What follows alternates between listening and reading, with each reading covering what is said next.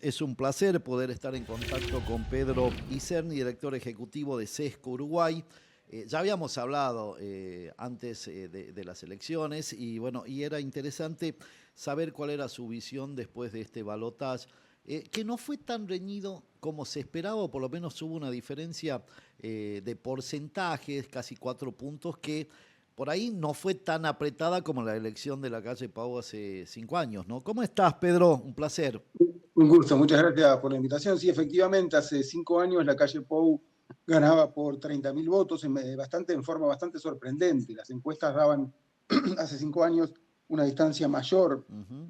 a ese punto y poquito que terminó siendo la distancia. Fueron 4 puntos en esta oportunidad. Las encuestas daban entre 1,5 y 2,5. Efectivamente, prácticamente ninguna de las encuestadoras dio 4%. Hay un voto en este país pequeño, el voto que viene de Argentina, que está medido, obviamente, Ah, está mira sopesado en vos. las encuestas, yo Sí. creo pudo haber pesado más, pero aún así no termina del todo de explicar efectivamente qué pasó, ¿no? Cuando uno ve los números, tanto de 5 años anteriores como en esta oportunidad, ha habido una, no sé llamarlo implosión, pero una caída muy sistemática de Cabildo Abierto. Cabildo Abierto era un partido que había surgido hace 5 o 6 años con un ex general, Guido Manini Ríos, que sorprendió en la presidencial y consecuentemente cuando se elegían el Parlamento, y obtuvo entre 11 y 12%, ahora obtuvo 2, 3, entre 2 y 3%, y ese voto, que era de una derecha, y es de una Sí. derecha no antisistema, pero bastante duro, en su momento había dejado a una parte, y esto es medio raro, ¿no? Pero fue así, se había alejado del Pepe Mujica, ¿no? Un voto que en el 14 había votado al MPP, a esta parte que junto con el Partido Comunista hacen la parte más radical, de una izquierda más dura del Frente Amplio. Había tenido un voto insisto, no es una parte del electorado antisistema, pero sí es contestatario, Sí, que claro. pasó de una expresión de izquierda a una expresión de derecha y ahora volvió de alguna manera, porque no se sintió representado por Manini Ríos, que, insisto, y espero no confundirlo hacia audiencia, con este partido con Cabildo Abierto, Ujú. había sido parte crucial de la coalición, y es todavía, de la Claro. calle Pou. La calle Pou llega al gobierno con el 29% de los votos en primera vuelta, con el Partido Colorado, con Cabildo Abierto, con el Partido Independiente, y arman lo que se denomina ahora coalición Nacional. republicana, Sí, que, Partido que, que ha Nacional, sí. gobernado, que ha gobernado en forma eficiente. Esa es otra gran pregunta, ¿no? Otro gran punto para dialogar con usted. Bueno, ¿por qué un presidente popular que enfrentó una pandemia, que lo hizo bien, que tiene más de 50% de aceptación, y que el desempeño económico e institucional uruguayo ha sido razonable, de razonable a bueno, bueno, no pudo reelegir, en parte porque no estaba él, No, bueno, obviamente. hay un viejo Mm. estigma y vos lo conocés por tu profesión y los años. Los votos no se trasladan, ¿no?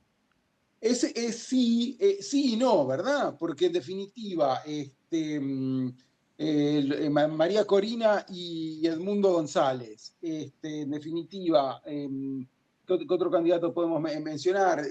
Uno encuentra candidatos al menos parcialmente, y más en un país institucionalizado como el Uruguay, donde había un presidente popular, pero en donde había un partido gobernando y había una coalición que tenía como candidato a una persona como Álvaro Delgado, que claramente no tenía ni tiene el carisma de la calle, pero ha trabajado al lado de él a lo largo de su vida política, o al menos de los últimos 10 años, decididamente de los últimos 5 como secretario general del gobierno. Bueno, ¿qué pasó allí?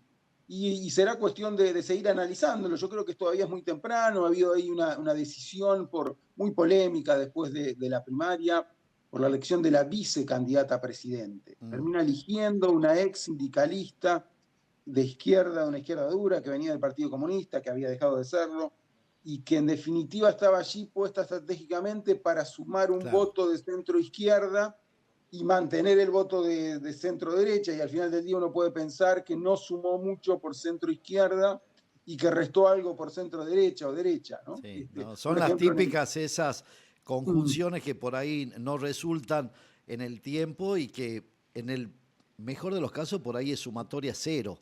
Ya cuando te quitan ya se complica, ¿no? Con el diario del lunes sí, había que decirlo, muchos lo dijeron antes, que Ripoll, ¿cuál es el nombre de esta candidata? No sumaba más de lo que restaba, que era una elección del propio Delgado para poner su sello.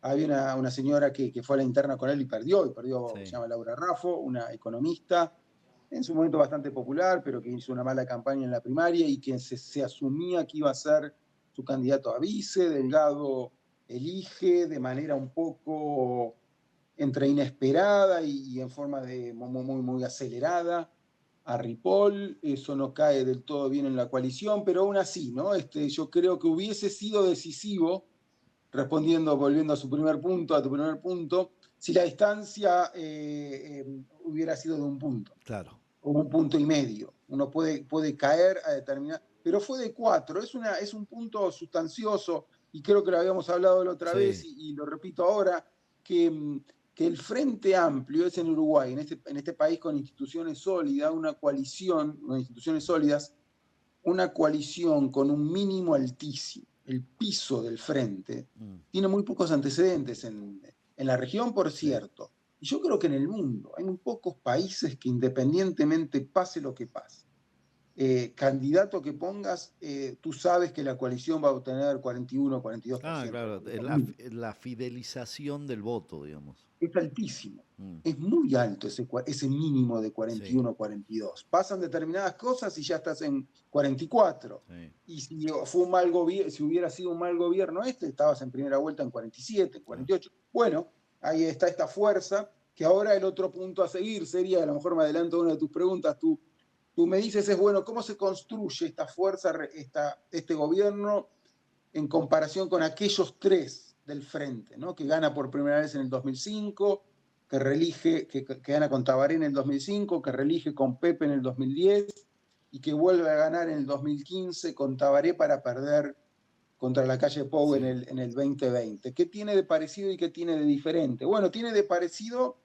esta capacidad de movimiento y articulación político. Tiene de diferente eh, lo que al principio, para el 2010, 2015, era bastante incipiente, un proceso de radicalización a la uruguaya, ¿no? Pero Sí. radicalización al fin de irse a la izquierda, que se ha consolidado. Hoy, de los 30 senadores del país, 16 son del Frente, 11 son de la sumatoria del Partido Comunista y del MPP. Y la gran mayoría también no tiene mayoría en diputados, de los 99 diputados tiene 48, necesita dos de una fuerza, bueno, hay dos de Cabildo, por Sí. cierto, que ya se está empezando a hablar de eso, pero mayormente 2/3, al menos 2/3 del frente se compone principalmente del MPP, pero también del Partido Comunista en una cuestión en donde ahí está el juego entre un partido muy institucionalizado que tiene mucho peso en un país con buenas instituciones, pero que tiene un sistema presidencialista en un contexto donde el presidente, Yamandu Orsi, junto con el ministro de Economía, el único elegido que se llama Gabriel Odone, tendrían que contrabalancear desde una posición progresista moderada, desde un centro izquierda, esta posición más radical que tiene el núcleo del frente. Bueno, ¿cómo resultará esto en un contexto en donde hay menos vacas gordas que en el 2005? ¿No? Hay la comparación con Argentina es pertinente, con el primer Kirchner había un contexto de recursos, Sí. de precios internacionales que hoy no están y que no queda del todo claro que la parte radical del frente lo entienda perfectamente, ¿no? Pedro, viste que la construcción, el otro día hablaba con un analista acá de Argentina y le decía que a partir de un tiempo y en esta posverdad y en estos nuevos tiempos que se viven, que tienen replicancia mundial, no solo en Uruguay y en Argentina, como que ahora se construye no por la oferta, sino por la demanda. Viste que los gobernantes, funcionarios y demás tienen que fijarse más en la demanda que en la oferta, porque ahí pueden construir sus nichos. ¿Cuál era la demanda o cuál es la demanda de los uruguayos por estos días? Bueno, la demanda de los uruguayos se compone por la cuestión de la seguridad. La cuestión de la seguridad es un tema muy contrastable con la realidad, ¿no? Hay determinados temas de agenda pública, medio ambiente, incluso en menor medida educación, que es importante, ¿no? La educación se contrasta, los números son de un deterioro bastante evidente. El principal malestar que recorre a la sociedad uruguaya es cierta incapacidad que ya estaba en el último gobierno del Frente de enfrentar al crimen organizado, ni siquiera a la inseguridad, ¿no? Porque acá tenemos un factor de lo que uno podría llamar el robo y hurto de la calle, que uno lo ve muy sistemáticamente en Argentina, y después de esta nueva dimensión de la inseguridad, que es el crimen organizado, que uno ve lo que sucede, por ejemplo, en los últimos años en Ecuador, ¿no? Sí. Ese ejemplo tan contundente de un país cooptado por el narco, lo que en el pasado sucedió en Colombia, sí. lo que sucedía en México y demás. Uruguay, Argentina, bueno, con Rosario está ese caso y hay otros casos. Uruguay ha estado al margen. Estaba y en un punto permanece al margen, por ejemplo, también de lo que pasa en Chile. Esta cuestión tan presente de cómo en un país con buenas instituciones en Chile se metió el narco, se metió el crimen organizado en cuanto tal. Uruguay todavía está lejos de la cuestión, pero ante un desafío muy presente en parte de la sociedad, en donde se compone ahí se concatena la cuestión del crimen organizado que trasciende al país, que hace que le da una dimensión regional con lo local, que es la inseguridad, que es la presencia de las bocas de expendio, con esta dificultad que han tenido en un punto todos los gobiernos que uno conoce, ¿no? Si yo te pregunto a ti, bueno, ¿qué gobierno, incluso de país desarrollado, supo lidiar con la cuestión del narcotráfico en determinados sectores de la sociedad? Y son muy pocos, ¿no? ¿Cuál es la política exitosa contra el narcotráfico en Y el aparte mundo? que es transversal, porque va por todas las capas sociales y eso hace Va, que no haya una medida, digamos, que pueda contener a todos, sino que tiene que ser un trabajo muy articulado en diferentes sectores, ¿no? efectivamente, es decididamente transversal y cuando el crimen organizado se mete de la mano del narcotráfico y no solo del narcotráfico, es muy difícil sacarlo, ¿no? Porque tiene un poder bueno, de cooptación, de corrupción, etcétera, que nosotros lo hemos visto en tantos lugares en América Latina. Está esa cuestión latente, la educación también, el deterioro educativo particularmente en el secundario ha sido muy impresionante y no tiene que ver, ni mucho menos, la última administración, ¿no? Es un tema que trasciende a la última administración, pero el votante va y lo hace contra lo que ha sucedido y lo que ha sucedido es un intento de reforma, ha habido una reforma, ha sido medianamente razonable, pero ahí está este malestar que trasciende y que recorre a las sociedades abiertas. El otro punto también de inseguridad es primero, bueno, la cuestión económica está siempre presente. Sí. No ha sido malo el desempeño macro de la administración Lacalle Pou, eso es cierto, sin embargo, ha estado muy lejos de ser excepcional. Ha estado muy lejos de ser excepcional. O de cubrir las demandas de su momento. Hay que recordar que llegó para romper con un ciclo del Frente Amplio y capaz que había una demanda, que generó una demanda insatisfecha en base a los resultados, más allá de que no haya sido una gestión mala en el tema económico, ¿no? No, la cuestión es más, yo te diría que la gestión ha sido buena, porque recuerda que Lacalle Pou, que ahora, bueno, el tiempo pasa, ¿no? Pero nosotros vivimos en el mundo una pandemia que empezó en marzo del 2020 y Lacalle Pou asume el 1 de marzo del 2020. Y el 11 se encuentra en pandemia y él utiliza, a diferencia de lo que hizo Alberto Fernández en Argentina y en tantos otros lugares, el concepto que trasciende al mero lema de libertad responsable. Sí. Acá no hubo un lockdown, No se sociedad cerró, sí, claro, no se cerró y no se evitó, claro. Se hizo se trabajó muy bien la cuestión de un país, bueno, mucho menos populoso en ese sentido, con densidad poblacional menor, pero en donde se cerró la escuela cuando se tuvo que hacerlo, se volvió a abrirlo en determinadas circunstancias, se manejó en forma muy eficiente, sin ir a los extremos, y eso fue, y hay que recordarlo, y bueno, la sociedad lo recuerda, ¿no? Pero eso fue marzo del 2020 de un presidente que venía en una inédita coalición con relativa debilidad después de 3 gobiernos de esta coalición que dejaba una situación macroeconómica en términos de déficit bastante complicada y que este relativamente joven líder, enfrentó algo que no sabíamos que era.